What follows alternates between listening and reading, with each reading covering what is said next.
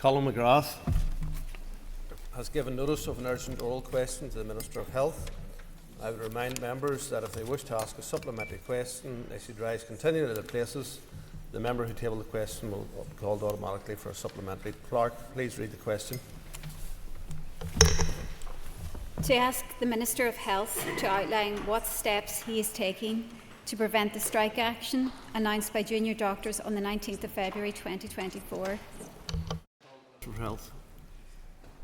Thank you, Speaker. I am acutely aware of the pressures faced by doctors and the concerns raised in relation to pay. I have been clear that resolving the ongoing pay disputes is my immediate priority, and that is why I have tasked my officials to move to immediately implement the DDRB recommendations for 23-24 pay for all doctors employed in health and social care. For junior doctors, this will bring an average pay increase of 9.07% in 23-24, with those in their first year receiving a 10.68% uplift. So that is not an insubstantial pay award when viewed across public and indeed private sectors, and will be backdated till April 23. The award will bring junior doctor basic pay above the level in Wales and closer to the rate in England. As members will be aware, there is a different contract in place for junior doctors in England, so precise like-for-like salary comparisons are not possible. Basic pay, however, is not the whole picture when estimating take-home pay for junior doctors, because all junior doctors receive further allowances ranging from an additional 20 to 100% of basic pay depending on their rota. My department has also engaged with the BMA to discuss the way forward on outstanding issues. That includes a commitment to further engagement on pay, and this will of course be better informed where there is greater clarity with respect to the outcome of the current industrial action being taken by doctors in England. However, my department is committed to ongoing engagement. Extra funding has been secured for public sector pay for this year alone. The agreement on the allocation of $550.6 million to my department for pay awards and other pressures allows my department to continue to move forward in its negotiations with unions, and we remain hopeful that a satisfactory solution for all parties can be reached. It must be recognised that this funding will have to be shared across all different sections of the workforce. The reality is that implementing the recommendations of the independent pay review bodies of mirroring the 23-24 pay settlements in England is at the very limit of what can be afforded at this point. As members, we should also be very mindful, Speaker, of the significant disruption that further industrial action will have on a wide range of our core health and social care services, not least on elective activity.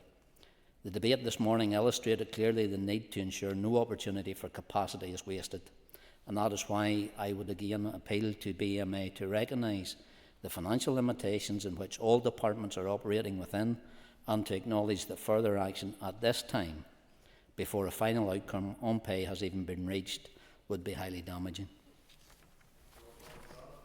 Thank you, Mr. Speaker. Mr. Speaker, 97% of junior doctors balloted voted for the strike action. They have suffered 16 years of pay erosion, which has resulted in 30% loss of pay. Junior doctors just this week in Scotland were awarded 12% pay rise. Is the Minister assured that the Department of Finance has given him the correct amount of money to be able to bring a resolution to this issue for both this year and going forward into the future? And I thank the member for a supplementary. I'll deal with the last point first. I don't have any allocation in regards for next year, never mind honouring the pay commitments that I'm making this year. Of the 660 odd million that was given out by the Finance Minister this year, I did receive 550.6 million for those pay awards and other pressures that does allow my department to move forward. Thank you, Mr. Speaker. Minister, only a matter of weeks ago, your party colleagues stood on picket lines supporting fair pay for striking health workers.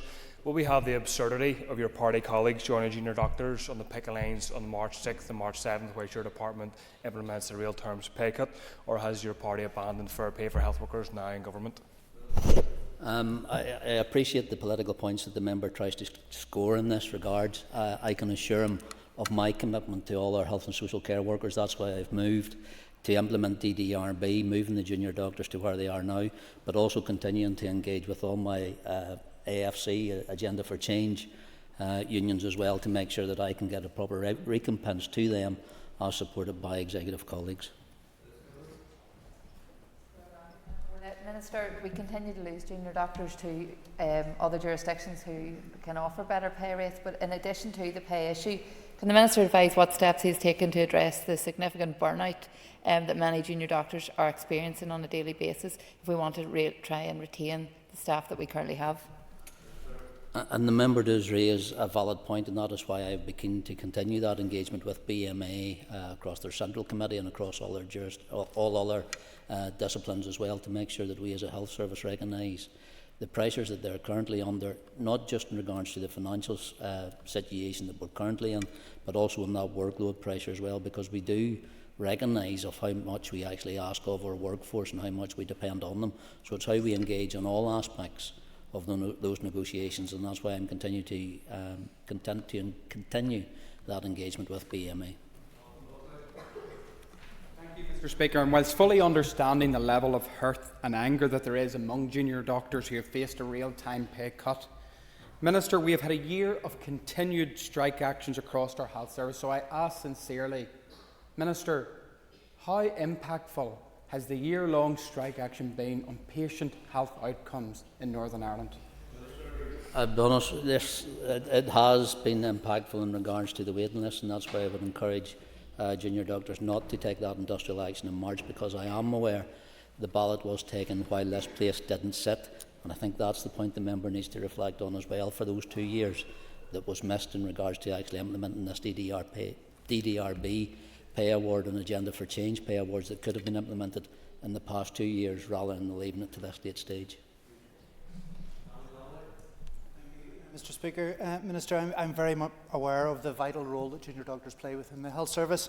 Pay decline has been a long-standing issue, but it's not the only issue that affects them, and it's not the only one that informs their industrial dispute.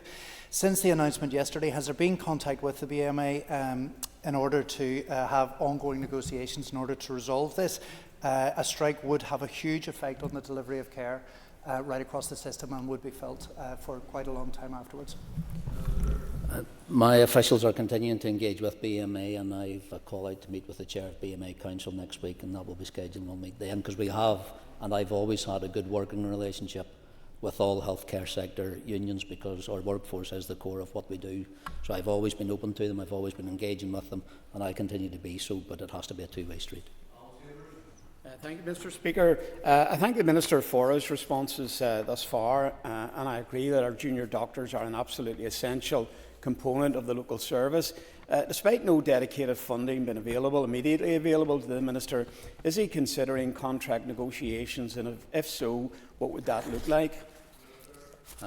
I thank the member for a valid point. I am very keen to discuss a new contract for our junior and trainee doctors, because their contract was actually last updated in 2002, and I believe it actually no longer reflects the way in which a modern health and social care system works. The current contract gives a trainee junior doctor a basic salary with an additional supplementary payment for those out-of-hours work and the frequency of weekends worked, and that supplements those ranges that I mentioned earlier from an additional 20% to an additional 100%. So that's added to their basic salary as a multiplier of their pay point, which has resulted in a lower basic salary and higher variable supplement, leading to a large variation in pay. And I've already received evidence from trainees and employers that has indicated that this system of payment does not adequately reflect the work undertaken. The contract that was changed in England actually recognised that and introduced a higher basic pay and a lower variable rate that provided those trainees and junior doctors with a more stable income. And that's something that I would like to review in any contract negotiations. Well, others, it would seem, would even prioritise funding for Casement Park over health. Could I ask the Minister, if he even had a fraction of the cash to be splashed on the A5 and on Casement Park, could he more than generously meet the junior doctors' claims? And in terms of the hemorrhaging of junior doctors away from Northern Ireland, are there other incentives as well as extra pay which he could provide to them to ensure that we retain those we train? And the member makes a valid point in his last point in regards to my answer to Mr Chambers in regards to how we actually look at that contract. So it's how we get the balance of a basic pay as to the supplements they actually get and realign that the way it currently is in England. And I think there's a considerable piece of work that has to be done in regards to that, because that last contract review was in 2002, so almost over 22 years ago. So some of our junior doctors wouldn't even been about at that point in time. So there is something can be done in regards to that contract. In regards to the spends of other monies, I'll always make bids in regards to where I think that money can be spent, and I did receive the 550.6 million in regards to those pressure points to honour the 23-24 pay awards, which I'm moving to do. Corlia, thank you, Mr Speaker, and I thank the Minister for his answers so far, particularly in relation to looking at renewing the contract. I think this is a really important point.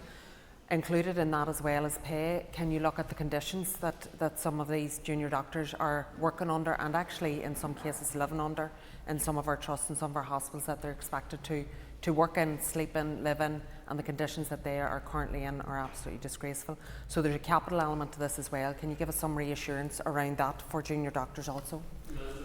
And I thank the member, because it is a valid point, and I've actually had the same in side conversations since I came back into the office in regards to even some of our consultants who have travelled to other hospitals to provide support being put in inadequate substandard accommodation as well that has been used by our junior doctors. So there is a piece of that comfort and care that we have a duty of care to our junior doctors and all our health service workers in regards to those who have to work overnight, spend allocations, actually working weekends, night shifts, all the rest of it. I think it was actually raised yesterday in a debate in regards where junior doctors were concerned they couldn't even leave personal possessions in regards to coats, handbags, purses, wallets, all the rest of it, that they were actually in fear of them being stolen when they're been actually on the wards doing their duty of care. So that's something that has been raised with the Trust. It's something I would like officials to further engage with BMA and junior doctors in regards to those ongoing engagements, rather than just solely about pay. There's so much more we could be talking about to support them. Thank you, Mr Speaker, and thank you, Minister. We are all aware that we had a debate this morning on the impact of waiting lists on people. I know it's early days, but does the Minister have a sense of what industrial action will mean for patients in the coming days, should the action go ahead and the pay negotiations not be successful? And I thank the member, in light of this morning's conversation, is a debate as well in regards to the support that we need to give to our healthcare workers, and that would be across all our healthcare workers, including our junior doctors.